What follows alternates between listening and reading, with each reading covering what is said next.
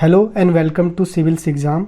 आज हम करेंगे नेक्स्ट टॉपिक जो हम एसएससी प्रीवियस ईयर क्वेश्चंस कर रहे हैं, उसमें नेक्स्ट टॉपिक है southern Indian dynasty. South India में जो भी डायनेस्टी थी, इसे हम थोड़ा सा डिटेल में करेंगे क्योंकि इसमें से क्वेश्चंस थोड़ा डिटेल में पूछे जाते हैं। तो पहला क्वेश्चन जो है वो करते हैं। यह एसएससी सिलेक्शन पोस्ट 2023 में आया था। Who among the following were initially subordinate to Chalukya king of Karnataka. तो निम्नलिखित में से कौन प्रारंभ में कर्नाटक के चालुक्यों के अधीन थे? ऑप्शन सातवाहन, राष्ट्रकूट, पाल, प्रतिहार। तो कौन जो थे चालुक्य के अधीन थे? तो सही आंसर है राष्ट्रकूट।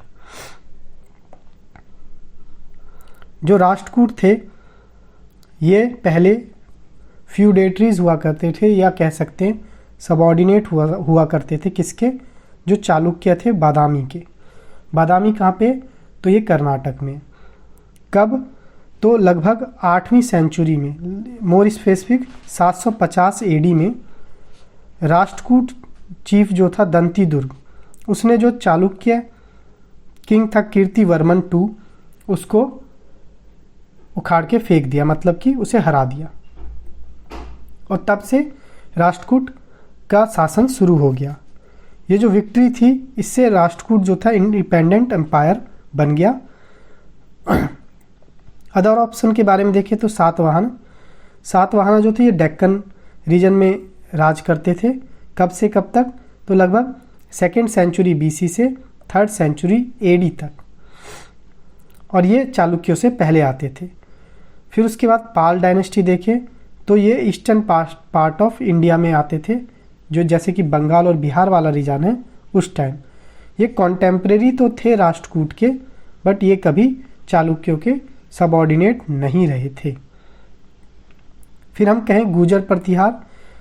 तो गुर्जर प्रतिहार क्यों जाने जाते हैं? तो ये वेस्टर्न और नॉर्दर्न इंडिया में रूल करते थे, और ये ट्राईपार्टाइट स्ट्रगल जो है इसमें शामिल थे। ट्राईपार्टाइट स्ट्रगल में 3 किंगडम शामिल थे। एक तो गुर्जर प्रतिहार, और दूसरे जो थे पाल थे वो, और चालुक्यास, 3 जने इसमें शामिल थे।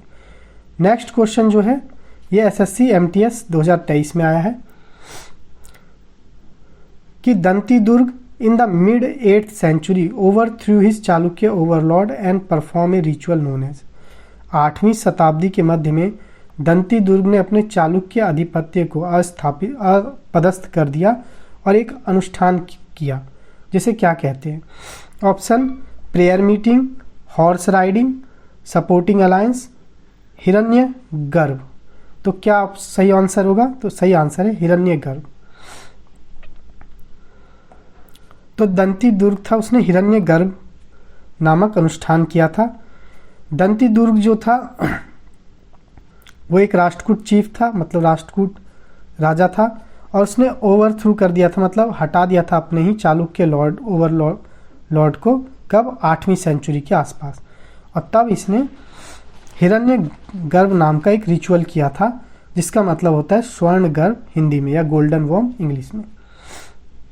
तो पर्पस क्या था इस रिचुअल का? तो पर्पस था, जो प्राचीन काल के भारत में माना जाता था कि जो भी ये रिचुअल करता है तो उससे होता क्या है कि वो अगले जन्म में ना ब्राह्मण बन के पैदा होता है।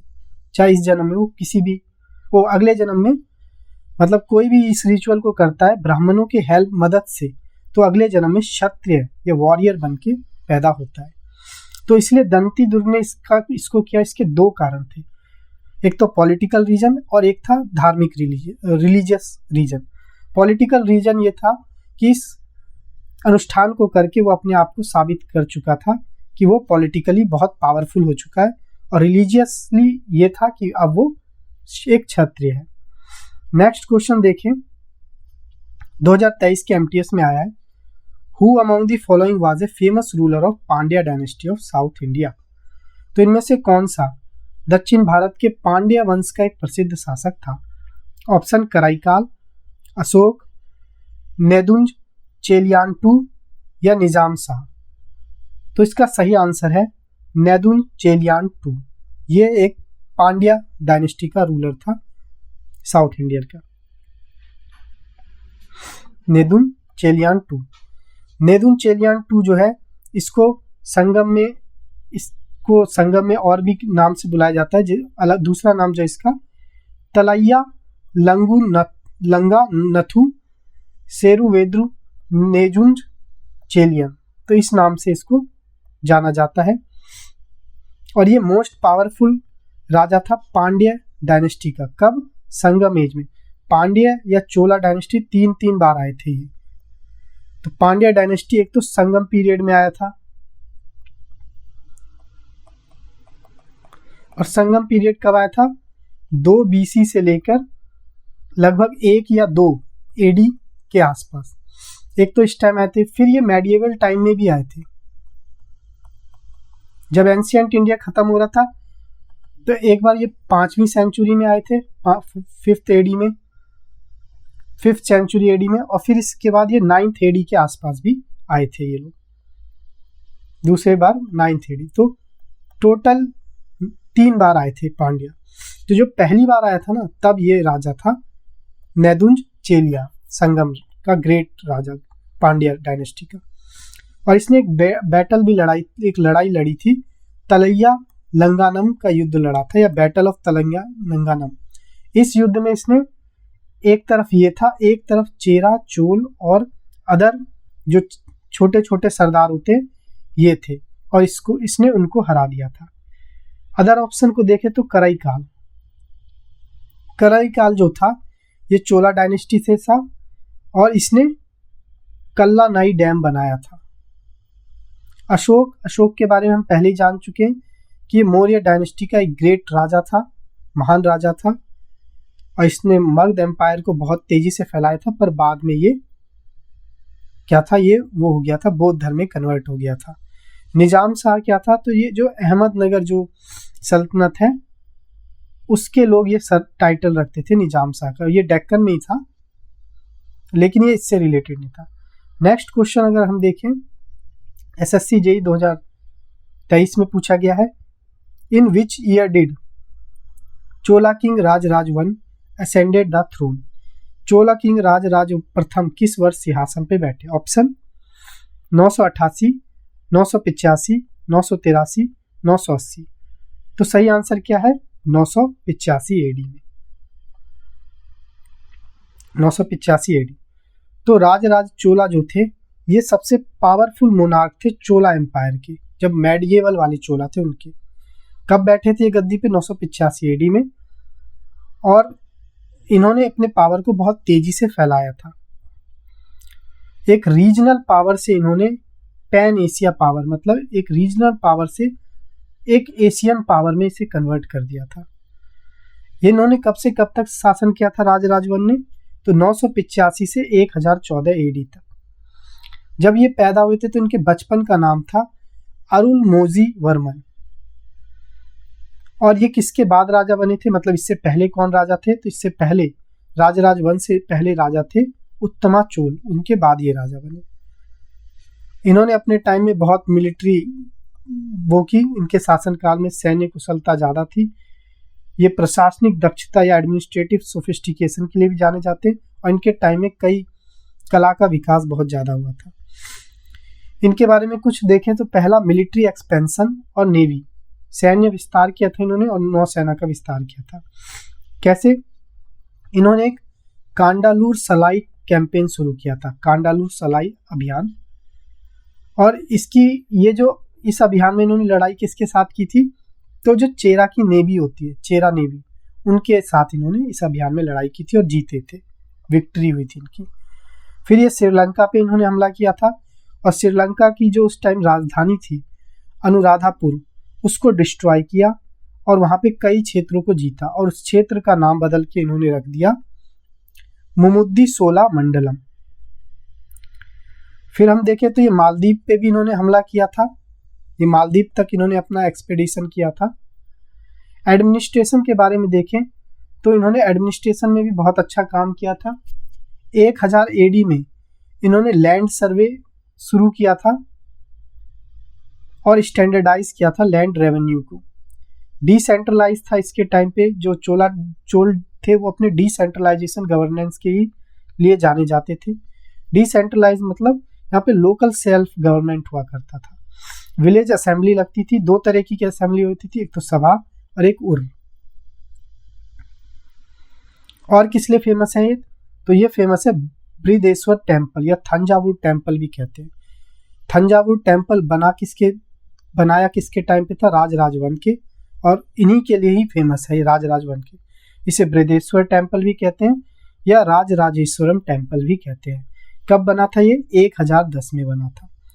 और इसे इंजीनियरिंग का मार्वल भी कहते हैं, क्योंकि ये बना था पूरा ग्रेनाइट से बना हुआ ये टेम्पल पूरा। और इसका जो विमान है, जो टेम्पल का विमान है, वो 216 फीट लंबा है। तो साउथ इंडियन टेम्पल जो होते हैं लगभग ऐसे होते हैं, ये इनका विमान होता है, ऐसे बनते हैं, तो इसे विमान कहते हैं साउथ इंडियन। ये 216 फीट इसकी हाइट है, 216 फीट हाइट है। और ये इस तरीके से डिजाइन किया गया है कि दोपहर के टाइम जो है इसकी जो छाया है वो कहीं नहीं पड़ती, ग्राउंड पे मतलब जमीन पे कहीं नहीं पड़ती। और ये जो था बृहदेश्वर टेम्पल, ये सिर्फ मंदिर ही नहीं था, ये कल्चरल हब भी था। भरतनाट्यम के लिए, म्यूजिक के लिए, और ब्रोंज कास्टिंग जो काशा होता है उसकी ढलाई का भी प्रमुख केंद्र था। तो और देखिए राजराजवन के बारे में, तो जब ये पैदा हुए थे इनके बचपन का नाम था अरुलमोजी वर्मन। किस टाइम पे इन्होंने राज किया था? तो मध्यकालीन भारत या मेडाइवल इंडिया में। इनके टाइम में चोलों की राजधानी क्या थी? तो थांजावुर। इनके बाद राजा कौन बने थे? राजेंद्र चोला वन। और कौन कौन सा इन्होंने टाइटल लिया था? तो पहला टाइटल लिया था मुमुद्दी चोला, जयंगकोंडा और शिवपाद शेखरा। ये इसलिए लिया था क्योंकि ये शिव भक्त थे। हिंदी में यही चीज है। नेक्स्ट जो है क्वेश्चन एसएससी एमटीएस 2022 में पूछा गया है, Ravikirti was the court poet of which Chalukya ruler? Ravikirti किस चालुक्य शासक के दरबारी कवि थे? Option Bhima two, Kirtivarman two, Pulakeshin two, Vikramaditya to.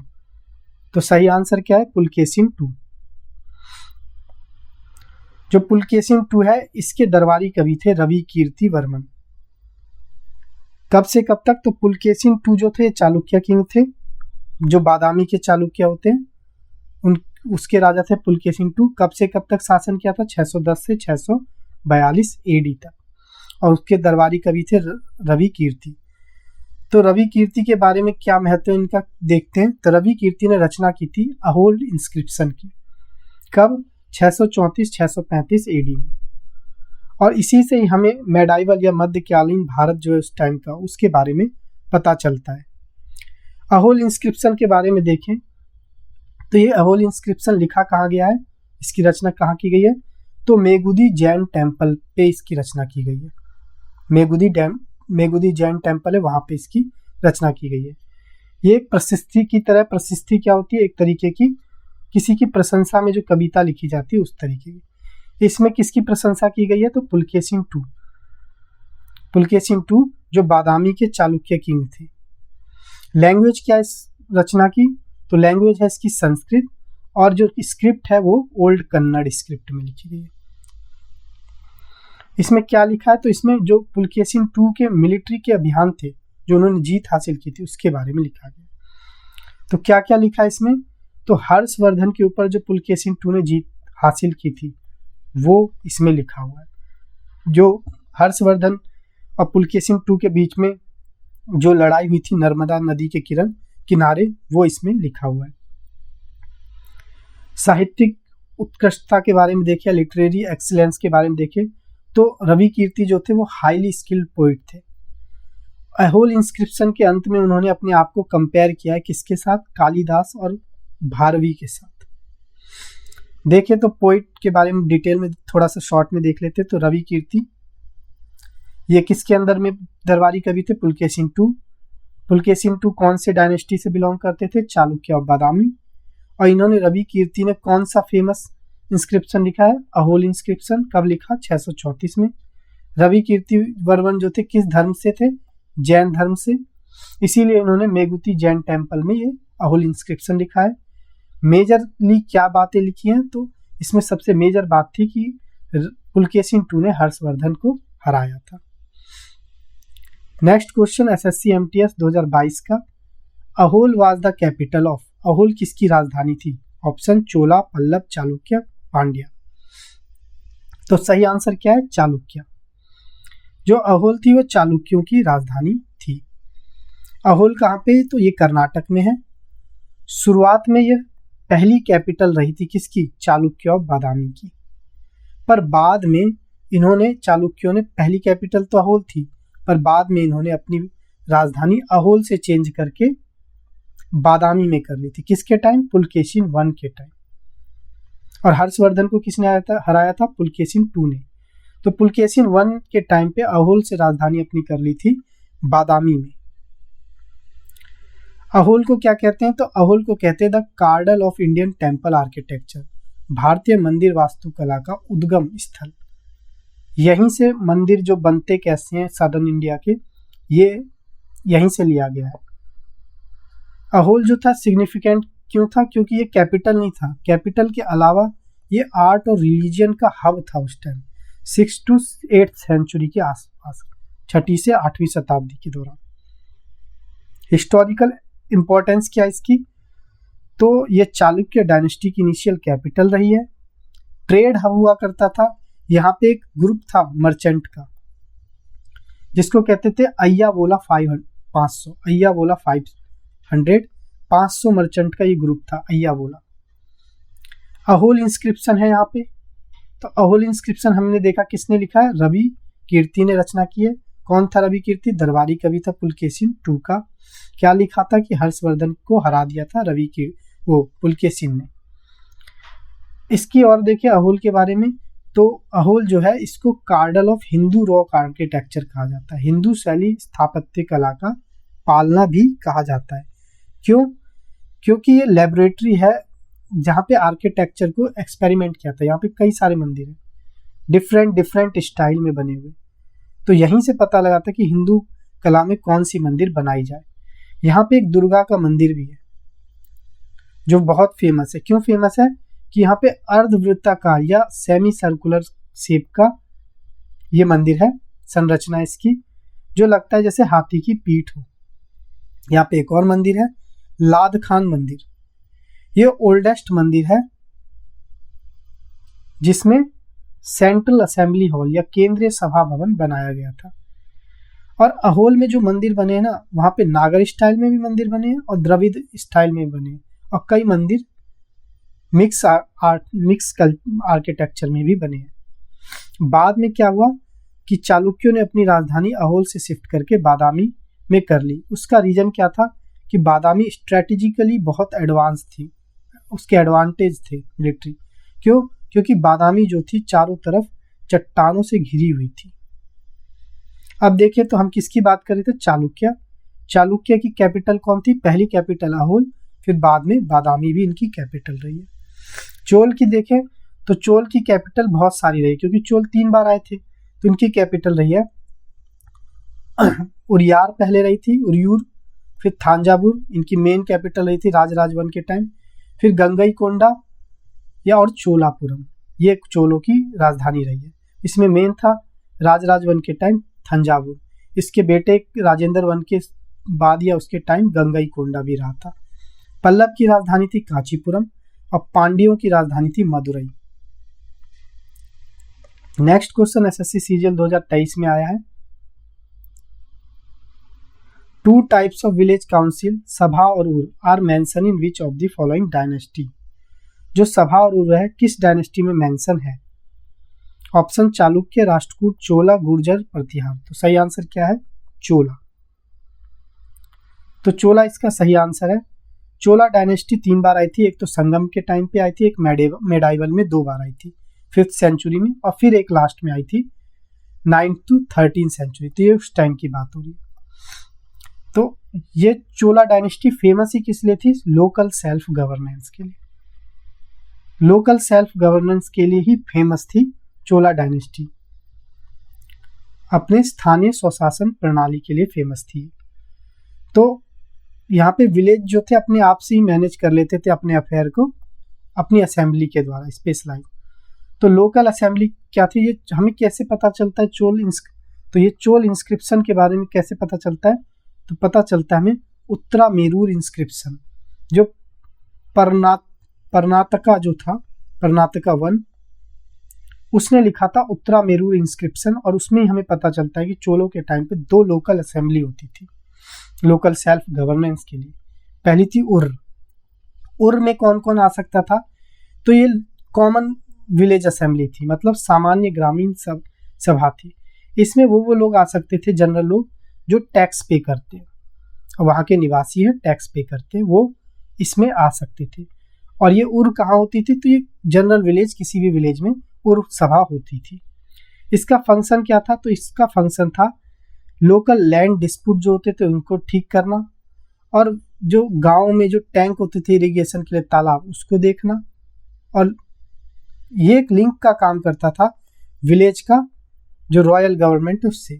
सभा जिसे महासभा भी कहा जाता था, ये क्या था, तो ये एक्सक्लूसिव असेंबली थी ब्रह्मदेव विलेजेस के लिए। ब्रह्मदेव विलेज क्या होते थे, वो विलेज या वो जब जमीनों को राजा या कोई बड़े बड़े जो बिजनेसमैन है, व्यापारी, वो ब्राह्मणों को जो दान दे देते थे जमीन, उसे कहते थे ब्रह्मदेव विलेज। गांव के गांव दान दे देते थे ब्राह्मण को, तो उस गांव को कहते थे ब्रह्मदेव विलेज। तो ये उसी ब्रह्मदेव विलेज में जो असेंबली लगती थी उसे कहते थे सभा। और इस असेंबली में कौन हिस्सा ले सकता था, सिर्फ और सिर्फ ब्राह्मण पुरुष, वो भी वयस्क होने चाहिए, वो और विद्वान होने चाहिए। तो सिर्फ लर्न ब्राह्मण मेल अडल्ट ही इसमें आ सकते थे, फीमेल भी नहीं। ये सभा कैसे काम करती थी, तो ये कई कमेटी बनाती थी, उसके थ्रू काम करती थी। और उन कमेटियों को क्या कहा जाता था, तो वरियम कहा जाता था उन कमेटियों को, और उन कमेटी के द्वारा ही फंक्शन होती थी ये सभा जो थी, इसमें कई कमेटी होती थी जो काम करते थे, उन्हें कहते थे वरियम। तो 3 तरह के वरियम होते थे। पहला एरी वरियम क्या करते थे, ये तालाब समिति कह सकते हैं इसे। तो मतलब जो इरिगेशन से रिलेटेड कोई भी मैटर होगा, तालाब, इरिगेशन, पानी, वो एरी वरियम देखती थी। फिर दूसरी कमेटी थी या दूसरी वरियम थी थोट्टा वरियम, ये बगीचे या इससे रिलेटेड कोई भी चीज़ होती थी, ये इससे देखते थे। तीसरी वरियम या तीसरी जो असेंबली थी, कमेटी थी, वो थी पोन वरियम, ये फाइनेंस को देखती थी, या गोल्ड या फाइनेंस, सोना या फाइनेंस। अब देखते हैं उर असेंबली। जो उर थी ये एक तरीके की जनरल असेंबली थी। कौन कौन आ सकता था, जो टैक्स पे करते थे रेसिडेंट, वो यहाँ पे बैठते थे। कहाँ लगती थी, ऑर्डिनरी विलेजेस में ये असेंबली लगती थी। उर सभा एक स्पेशलाइज असेंबली थी। कहाँ लगती थी, सिर्फ ब्राह्मण वाले गांव में, ब्रह्मदेव विलेज में लगती थी, और ब्राह्मण इसमें हिस्सा ले सकते हैं। नागरम भी एक असेंबली थी। ये किसकी असेंबली हुआ करती थी, ये जो व्यापारी होते थे, ट्रेडर होते थे, इनकी असेंबली होती थी। कहाँ लगती थी, तो ये कमर्शियल टाउन में लगती थी। वरियम क्या थी, अभी हमने देखा वरियम क्या थी, तो सभा जिस कमेटी के थ्रू काम करती थी उसे वरियम कहते थे। तो इन कमेटी को ही कहते थे वरियम। 3 तरह के वरियम होते थे जो हमने यहाँ पे देखा, एरी वरियम, थोट्टा वरियम, पोन वरियम, हिंदी में सेम चीज। नेक्स्ट क्वेश्चन जो है एसएससी जीडी 2023 में, विच of the following city is the capital of Pandya king, इनमें से कौन सा शहर पांड्य राजाओं का राजधानी था। ऑप्शन मदुरई, पलामेदु, कालुपत्ती, करैयापट्टी। तो सही आंसर क्या है, पांड्य की किंग राजधानी कौन सी थी, मदुरई। मदुरई जो है इसे टेम्पल सिटी भी कहते हैं, या एथेंस ऑफ द ईस्ट, यानी पूर्व का एथेंस भी कहते हैं, या मंदिरों का शहर भी कहते हैं मदुरई को। और ये प्राइमरी कैपिटल थी पांड्या किंग की, और ये कल्चरल हब था उस टाइम पे। मदुरई जो थी, जो पांड्या थे, 3 बार आए थे ये भी। एक संगम लिटरेचर के थ्रू हमें पता चलता है। तो मदुरई फेमस थी तमिल संगम में। क्यों फेमस थी, क्योंकि पांड्यों ने यहाँ पे कराए थे तमिल के संगम। 3 संगम जो हुए थे मदुरई, उसमें से मदुरई भी हुई थी, और 3 संगम हुए थे, उनमें से मदुरई में भी संगम हुए थे। और मदुरई किसके लिए फेमस है, शिलापट्टी कर्मन के लिए फेमस है। जो संगम हुए थे उसमें से जो एक संगम हुआ था तीनों संगम में से, उसमें से एक संगम में शिलापत्तिकर्मन नाम का एक महाकाव्य की रचना हुई थी। और वो रचना कहाँ पे हुई थी? तो मदुरई में ही हुई थी, इसलिए मदुरई उसके लिए फेमस है। दूसरा, मदुरई क्यों फेमस है? मीनाक्षी टेम्पल। मीनाक्षी टेम्पल जो है ये मदुरई में है और इसे कहते हैं हार्ट ऑफ मदुरई। मदुरई का दिल है मीनाक्षी टेम्पल, आज भी फेमस है मीनाक्षी टेम्पल। ये एक मैसिव स्ट्रक्चर है। शुरुआत में इसकी नींव इनके टाइम में पड़ी थी, पांड्यों के टाइम में। बाद में जो नायक आए थे, जो छोटे राजा थे वहाँ के, उन्होंने इसको बनाया था और इसको एक अच्छा रूप दिया था। लेकिन जो ये इसकी नींव रखी थी इस मंदिर की, और मंदिर के चारों ओर जो शहर को गोलाकार आकार में बनवाया था, वो पांड्य काल में ही बना था। और ये जो मंदिर है वो डेडिकेटेड किसको है? मीनाक्षी। मीनाक्षी मतलब पार्वती देवी। और सुंदरेश्वर, सुंदरेश्वर कौन? भगवान शिव। और किस लिए फेमस है मदुरई? तो मदुरई ट्रेड और इकोनॉमी के लिए फेमस है। पांड्यों के अंडर, पांड्यों के टाइम में मदुरई जो थी एक वेल्दी ट्रेड सेंटर थी, समृद्ध व्यापारिक केंद्र था। और ये किस लिए फेमस था? तो पांड्या फेमस ही थे मोती के व्यापार के लिए। तो मोती के व्यापार के लिए फेमस थे पांड्य। कहाँ से करते थे मोती का व्यापार? गल्फ ऑफ मन्नार से, मन्नार की खाड़ी से। फॉरेन लिंक्स थे इनके साथ, हाँ। तो रोमन और ग्रीक जो हिस्टोरियन है, जैसे कि मेगास्थनीज, मेगास्थनीज कब आया था? चंद्रगुप्त टू के टाइम में, वो चंद्रगुप्त मौर्य के टाइम में। और स्ट्रैबो, उन्होंने अपनी किताबों में मेंशन किया है पांड्यों के टाइम में कि यहाँ पे मसालों का, सिल्क का और महंगे पत्थरों का, मसालों का, रेशम का और कीमती पत्थरों का व्यापार होता था। तो पांड्या जो थे 3 बार आए थे। पहले अर्ली पांड्या आए थे, ये कब आए थे? 3rd सेंचुरी BC से 3rd सेंचुरी AD।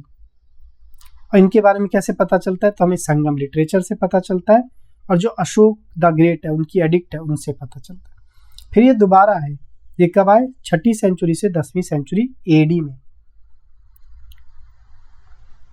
तो इस पीरियड को कहा जाता है काल भ्रमण, कालभ्रग काल, कलभ्रग काल।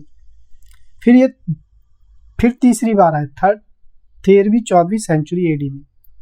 और ये तीसरी बार जब आए थे तो ये अपनी ऊंचाइयों पे पहुंचे थे, किसके राज में? तो जातवर्मन और सुंदरा पांड्य, इनके टाइम में ये पहुंचे थे अपनी चरम पे। तो देखे तो पांड्या की राजधानी क्या थी? मदुरई। और किस लिए जाने जाते हैं पांड्या? संगम लिटरेचर यहीं पे हुआ था, और मोतियों का व्यापार, पीयर्स ट्रेड। चोल की राजधानी थी थांजावुर, फिर गंगाईकोंडा और चोलापुरम। किस लिए जाने जाते हैं चोल? नवल पावर के लिए और ग्रांड आर्किटेक्चर। पल्लव की राजधानी थी कांचीपुरम, ये जाने किस लिए जाते हैं? सिल्क और रॉक कट टेम्पल्स बनवाए थे पल्लवों ने। और चेरा की राजधानी थी मुजरिस और वांची, ये जाने क्यों जाते हैं? वेस्ट कोस्ट ट्रेड के लिए और मसालों के ट्रेड के लिए। तो यही चीज हिंदी में। अब नेक्स्ट क्वेश्चन है 2023 CGL में आया है। In Chola administration dash was the assembly in the village which were inhabited predominantly by the Brahmin. Chola प्रशासन में डैश उन गांव की सभा थी जहां मुख्य रूप से ब्राह्मण निवास करते थे। ऑप्शन नगरम, सभा, उर, खिलिया। तो कौन सी ऐसी जो असेंबली थी जिसमें से ब्राह्मण ही हो सकते थे? तो सही आंसर है सभा। चोल एडमिनिस्ट्रेशन के टाइम पे सभा जो होती थी, जिसे महासभा भी कहते थे, वो एक स्पेशलाइज्ड टाइप की असेंबली होती थी। कहाँ पे होती थी assembly? Brahmadev village. Brahmadev village कौन से विलेज होते थे? जो जमीन ब्राह्मणों को दान में दे दी जाती थी, किसके द्वारा? राजाओं और व्यापारियों के द्वारा, या फिर छोटे सरदारों के द्वारा। तो चोला के टाइम में हमने पढ़ा कि 2 तरीके की क्या होती थी? 2 तरीके की वो होती थी लोकल सेल्फ गवर्नमेंट के लिए। 2 तरीके की असेंबली होती थी। एक सभा जो ब्राह्मणों के लिए होती थी, तो इसमें सिर्फ और सिर्फ ब्राह्मण ही होते थे प्रीडोमिनेंटली, वो भी जो विद्वान ब्राह्मण है वो। और ये एक कमिटी बनाती थी, कमिटी सिस्टम पे काम करती थी। कमिटी का नाम था वरियम। एलिजिबिलिटी क्या होती थी इस कमिटी में, इस सभा में का मेंबर होने के लिए, तो सदस्य केवल उन लोगों को बनाया जाता था जो इनके पास वेदों की अच्छी जानकारी थी, जिनके पास जमीन थी और वो ऊंचे नैतिक मूल्य का पालन करते थे। हाई एथिकल स्टैंडर्ड भी होना जरूरी था। पहला तो वेद का जानना जरूरी था, जमीन का होना जरूरी था और हाई एथिकल स्टैंडर्ड। कमिटी जो थी वो उसमें वरियम बनाती थी, यानी कमिटी बनाती थी। 3 तरीके की कमिटी होती थी। एरीवरियम, ये पानी से रिलेटेड जो भी चीज़ होता था, इरिगेशन, तालाब, इन सबको देखती थी। फिर बगीचों के लिए थोट्टावरियम, और एक तीसरी और थी कमिटी। 3 कमिटी थी। उर को देखें तो ये इसमें आम लोग रह सकते थे, उर में जो टैक्स देते थे, और ये मैनेज ऑर्डिनरी लोग रहते थे और ये ऑर्डिनरी विलेज में ही होती थी, जनरल विलेज में, इसे जनरल असेंबली भी कहते थे। और ये क्या करती थी, लैंड रिकॉर्ड्स को देखती थी, डिस्प्यूट्स जो होते थे वो देखती थी, और टैक्स कलेक्ट करके सेंट्रल गवर्नमेंट को देती थी। थर्ड है नगरम। नगरम जो थी असेंबली थी मर्चेंट्स की और ट्रेडर्स की, और ये कमर्शियल सेंटर थी, टाउन। इसका होता क्या था, ये कमर्शियल टाउन में ये कराया जाता था। रोल क्या था, ये मैनेज करते थे ट्रेड रिलेटेड लॉज और मार्केट को। अब तीनों असेंबली को देख ले तो सभा ब्राह्मण्स की होती थी ब्रह्मदेव विलेज में, और कॉमनर्स की होती थी जनरल विलेज में, और मर्चेंट्स की होती थी नगरम कमर्शियल टाउन में। तो आज के लिए इतना ही। सब्सक्राइब करें सिविल एग्जाम को, और प्लेलिस्ट में जाके बाकी वीडियो आप देख सकते हैं।